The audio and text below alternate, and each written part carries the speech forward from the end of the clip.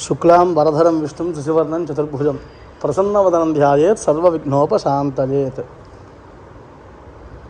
గురవే సర్వలోకానాం విషదే భవరోహిణాం నిధరే సర్వవిద్యానాం దక్షిణామూర్తయే నమః. అపార కరుణా సింధుం జ్ఞానదం శాంతరూపిణం శ్రీ చంద్రశేఖర గురుం ప్రణమామి ముదావహం. దత్తాత్రేయం మహాత్మానం వరదం భక్తవత్సలం ప్రపన్నార్తిహరం వందే స్మర్తృగామి సనోవతు. యాదేవీ సర్వభూతేషు మాతృరూపేణ సంస్థిత నమస్తస్యై నమస్తస్యై నమస్తస్యై నమో నమః. పరమేశ్వరీ స్వరూపమైనటువంటి సమస్త భక్తజనులకి కూడా మనవి. మనము సాధారణంగా చూస్తూ ఉంటాం ఏంటి అంటే, చాలామందికి ఈ మధ్య ఏమైంది అంటే, సరి అయిన గురువు లభించడం కోసం ఏం చేయాలి? కొంతమంది ఉపదేశ మార్గాల గురించి వెతుకుతూ ఉంటారు. అంటే ఏదో ఒక మంత్రం తీసుకుని సాధన చేస్తే మంచి జరుగుతుంది అని. అలాగే ఒక పురోహితుడు వాళ్ళకి మార్గనిర్దేశకం చేయడానికి ఒక గురువు, సద్గురువు లభించడానికి ఏం చేయాలి? ఈ మధ్య సామాజిక మాధ్యమాల్లో చాలామంది గురువులు కనిపిస్తూ ఉన్నారు. అయితే ఎవరిని నమ్మాలి, ఎవరిని నమ్మకూడదు అనే విషయం కూడా చాలామందికి అర్థం కావట్లేదు. సంకోచంలో జీవిస్తూ ఉన్నారు. మరి ఎలా, ఏంటి అనే విషయానికి వస్తే, ముందు ముఖ్యంగా ఒక మూడు సూచనలు చెప్తా వినండి. 2 లేదా 3. 1, మనకి ప్రథమ గురువు ఎవరు అంటే ఎవరు తెలుసా? మన నాన్నగారు, తండ్రి. అక్షరాభ్యాసాన్ని చేసేటువంటి వాళ్ళు ప్రథమ గురువు, అక్షర స్వీకారము. అలాగే బ్రహ్మోపదేశం చేసినటువంటి వారు ప్రథమ గురువు. అది ఎవరు అంటే తండ్రే. ఇక రెండో విషయం, మనం ఒకరిని గురువుగా స్వీకరించినప్పుడు గుర్తుపెట్టుకోవాల్సినటువంటి సూచనలు ఏంటంటే, మనం గురువుగారి దగ్గరికి వెళ్ళిన వెంటనే మంత్రం కావాలి అంటే మంత్రాలు ఇచ్చారు. శిష్యుడి యొక్క స్థితిగతులు చూస్తారు గురువు. పరీక్షలు ఉంటాయి, అన్నీ కూడా తట్టుకోవాలి. ఏంటి అంటే వెళ్ళి, ఏమంటే నాకు చండీ మంత్రం కావాలి, లేదా నాకు ప్రత్యంగరా మంత్రం కావాలి, నాకు వారాహి మంత్రం కావాలి, నాకు ఆ మంత్రం కావాలి, ఈ మంత్రం కావాలి, మనం వెళ్ళి అడిగిన వెంటనే మంత్రాలు ఇవ్వరండి. ఈ మధ్య అందరికీ మంత్రాలంటే తమాషాలు అయిపోయాయి. మీ యొక్క జాతక చక్రంలో ఏది వీలు వెసులుబాటుగా, అంటే ఏది మీకు మంత్రం ఇవ్వాలో గురువుకి తెలుసు.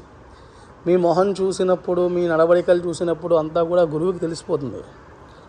మనం ఏంటంటే, మనకి ఆత్రం అనమాట. ఈరోజు సామాజిక మాధ్యమంలో ఏమవుతుందంటే, ఎవడో ఒకరు పోస్ట్ చేస్తారు, ప్రత్యంగరాన్ని మించిన దేవత లేదా అంటే.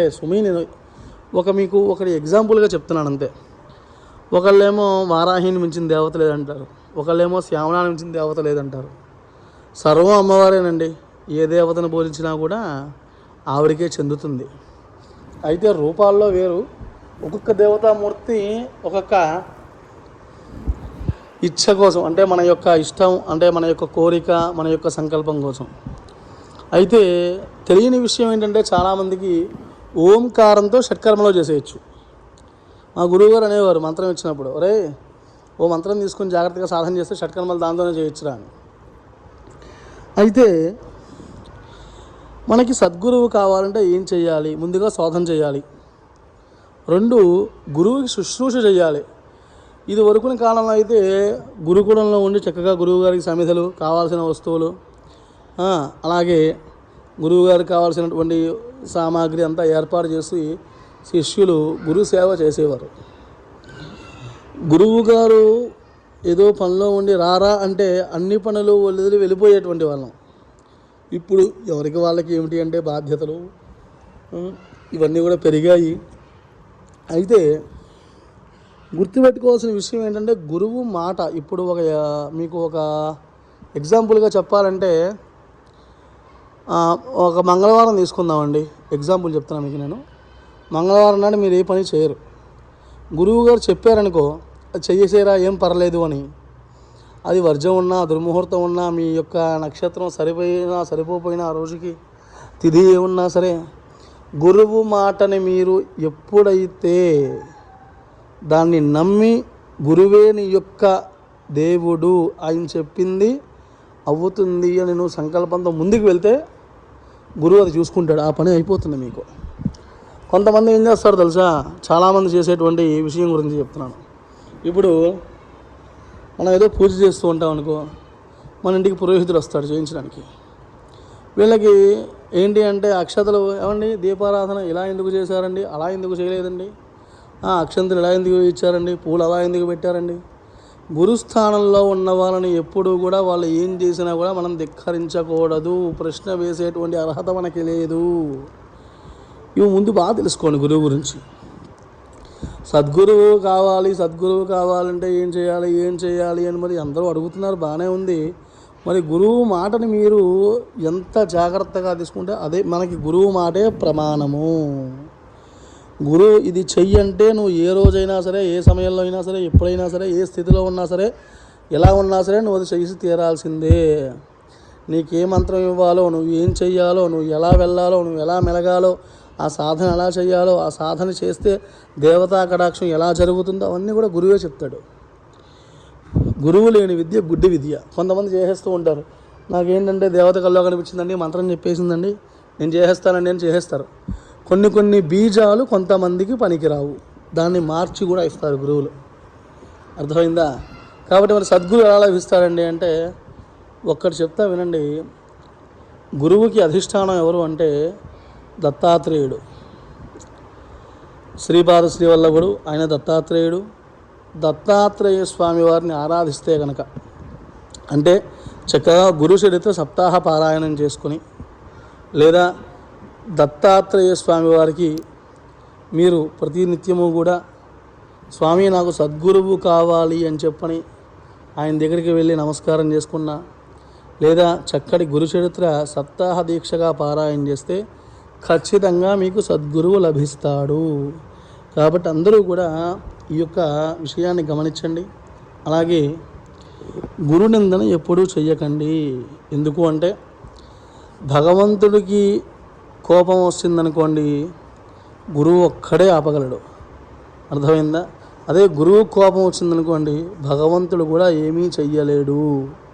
కాబట్టి సద్గురువు కోసం చక్కగా దత్తాత్రేయ ఆరాధన చెయ్యండి. ఏం చేయాలండి? ప్రతినిత్యము కూడా దగ్గరలో ఉంటే దత్తాత్రేయ స్వామి దేవాలయానికి వెళ్ళండి. నిత్యము కూడా నమస్కారం చేసుకోండి.